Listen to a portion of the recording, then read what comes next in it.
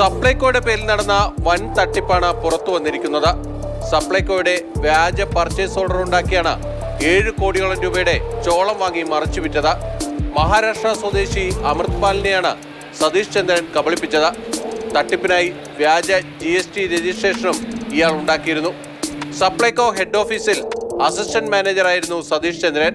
ഇവിടെ നിന്ന് പാസ്വേഡ് അടക്കം സംഘടിപ്പിച്ചാണ് തട്ടിപ്പ് നടത്തിയതെന്നാണ് വിവരം.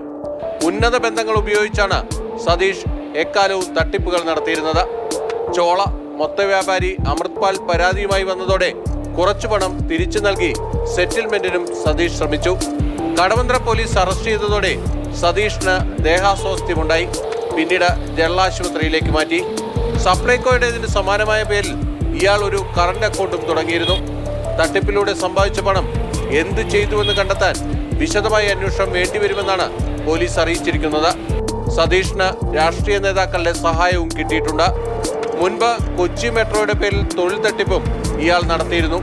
ഈ കേസിൽ കഴിഞ്ഞ വർഷം സതീഷിനെയും കൂട്ടുപ്രതികളായ 2 പേരെയും പോലീസ് അറസ്റ്റ് ചെയ്തിരുന്നതാണ്. മാതൃഭൂമി ന്യൂസ്, കൊച്ചി.